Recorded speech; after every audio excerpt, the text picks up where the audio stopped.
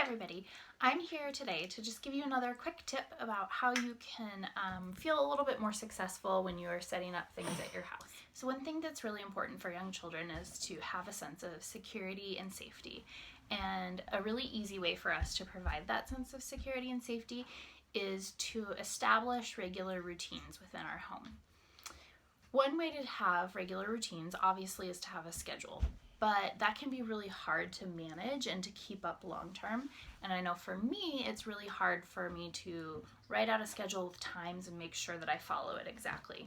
An easier way that I find to create a schedule for our day-to-day life is just to write out a list of kind of broad topics. So for us, for our son Gus, we have activities for Gus here. There's an eagle. There's an eagle. So cool. There's an eagle flying through. And we have things like reading books, playing outside, just general art activities, pretend play, constructive play, so that could be like magnet tiles or blocks, even puzzles, any of that sort of stuff. Quiet time, because we all need some quiet time, music and dancing, and then letters and numbers and colors. Fly on through, eagle. So the way that we use this schedule is, it started out, it was just really a list for me and my husband, and we would look at it and think like, okay, like we've done this and this and this, I don't know what to do now, like the day is feeling really long, what can we do now? We can just go to this list and say, oh, I see I haven't done this thing, and mark it off. Keep moving. But now that we've done so many of these things over and over again over the last couple of weeks, what we did was we drew little pictures over here. They're nothing fancy, as you can see, but my son knows them well enough now that he can look at it and he knows, like, this means outside. Oops, our book got kind of erased. That this was a book, and that this means quiet time. And so he can kind of point out which one he wants to do. And I'm there's quiet time right there. Yeah, there's quiet time right there. What's this one? That's dancing. That's dancing and music? Yeah. What's that little thing right there? There's a guitar. That's a guitar. So he can kind of tell me, he can look at the list, we can talk about what we've already done and think about what we want to do next. Hey, what? I just wanted to talk to you about this schedule for a second. Oh, and yeah. think about what things you've done on here today. Let's see. Done quiet. Did you do quiet time already today? I did. You did do quiet time. Let's mark it off. There we go. And did you do... What? Did you do any music and dancing today? I did. Yeah, were you singing? I was. Oh, cool. Did you play some music with Daddy today? I did. Cool. Were you singing Band on the Run? I was. Okay. I wasn't. I was saying, I got my mind set on you. You were singing I Got My Mind Set on You? Yeah. Cool. I was. So another type of schedule that you could use to sort of break up your day, but also not have to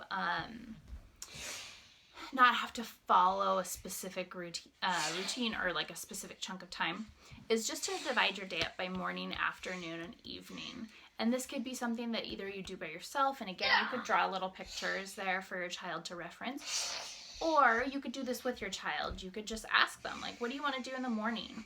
And if that's too much for them to figure out, maybe you could just give them a couple options of like, do you think that we should play with blocks in the morning, or do you think we should play with blocks in the afternoon?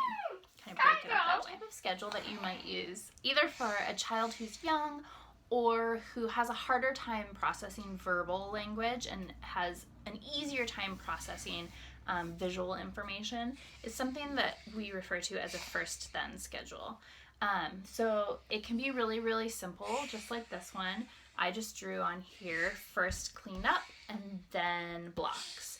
So typically you want to have the thing that maybe might not be the most exciting on this side, and then second, you want the thing that the child really wants. So if that first thing is something that's not their favorite, like cleaning up, you might have to do a little bit of investigation to figure out what it is that they really want to do.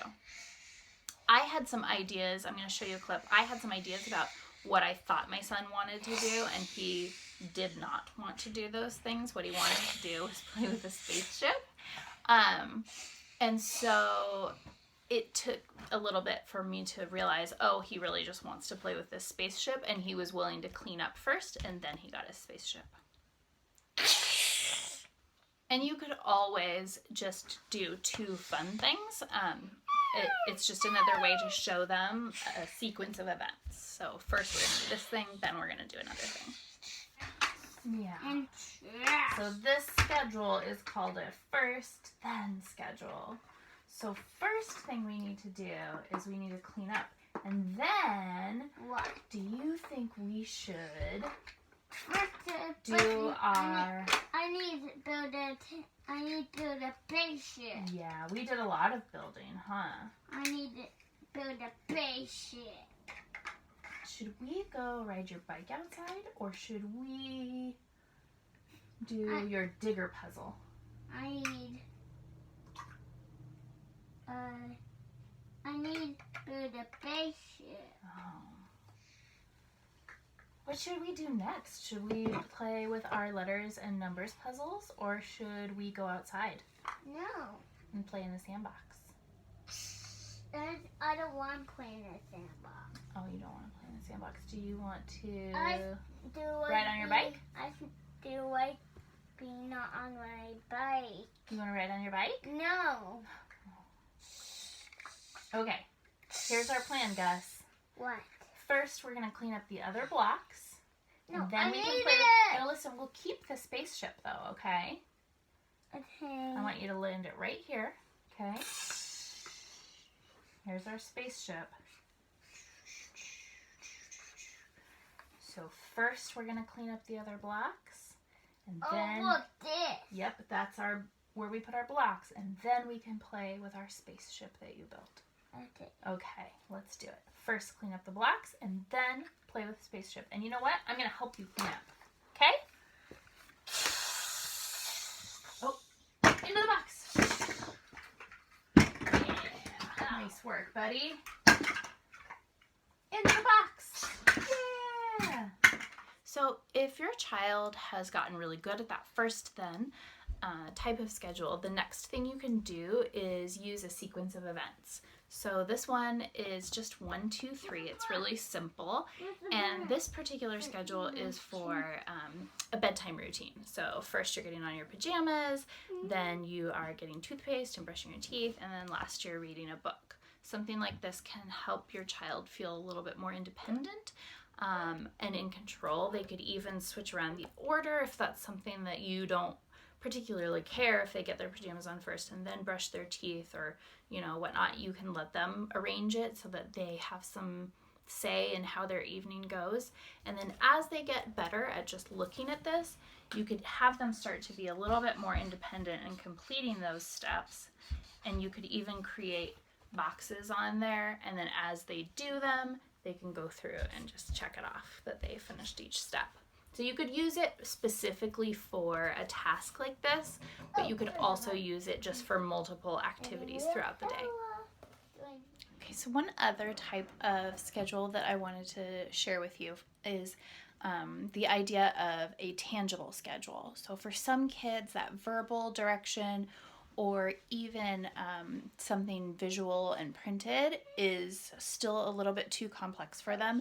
And so having a tangible schedule is a really good way to help share information with them.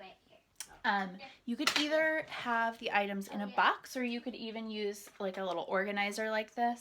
Say the first thing that you wanted to do was read books. You could put the book right there in the top organizer, pull it out, and your child, after a few days of doing this, would learn, oh yeah, that top one, that's where the first item's going to come from. So the first thing we're going to do is read books. And then maybe in the second one you have some markers, and so then they learn, oh yeah, the second thing I'm going to do is color. And then that way they can figure out like, oh, this is where the information is coming from. And then eventually after a while they can go over there and just grab the thing themselves and get started. So I always just like to remind people that everyone wants to know what they're doing in their day. I think a lot of adults create schedules and have different ways of sort of organizing their time, and they forget that those things are helpful for younger people too. And that younger people also want to have some control in their day, and especially in this time where we're at home a lot and we're all together and there can be a lot of downtime. I know in our house there is a lot of downtime.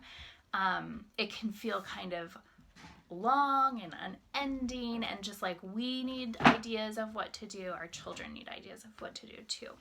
And so having those schedules is a really great way to help them feel safe and secure and to know what to expect. So I hope these are helpful ideas. I know tricks. I hope that these are helpful ideas, and I hope that you are able to create some schedules in your day that work for you. You are welcome to email me or comment down below if you have questions or need ideas to modify any of these schedules in a way that works for your family. All right,